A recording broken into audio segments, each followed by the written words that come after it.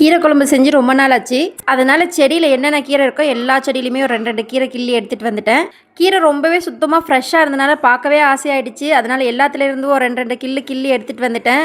அதுவும் இந்த சிவப்பு தண்டு கீரை ஒரே ஒரு செடி தாங்க இருந்தது. அது கட் பண்ணிட்டேன். கட் பண்ணால் தான் நல்லா வளரும்னு. அந்த கீரையை பார்க்கும் போதே ஏதோ ஃப்ளவர் பார்க்குற மாதிரி இருந்தது. ரொம்ப அழகாக இருந்துச்சு.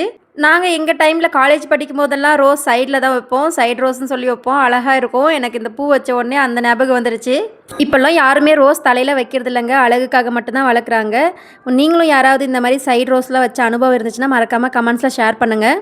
அப்புறம் நம்ம ஒரு வேலை செய்கிறோம்னா அதை டிஸ்டர்ப் பண்ணுறதுக்குனே நம்ம வீட்டில் இருக்கிறவங்க வருவாங்க. அந்த மாதிரி தான் எங்கள் குட்டி பாப்பு வந்துருச்சு. அது எப்போ வந்தாலும் ஸ்நாக்ஸ் கேட்கும். ஆல்ரெடி நான் செஞ்சு வச்சுருந்தேன் ராகி முருங்கைக்கீரை லட்டு தாங்க கொடுத்தேன். செம்ம டேஸ்ட்டாக இருக்கும். மறக்காமல் நீங்கள் அதுவும் ட்ரை பண்ணி பாருங்கள். அப்புறம் நான் எப்போவுமே கீரை குழம்பு வந்து இந்த மெத்தடில் தாங்க செய்வேன்.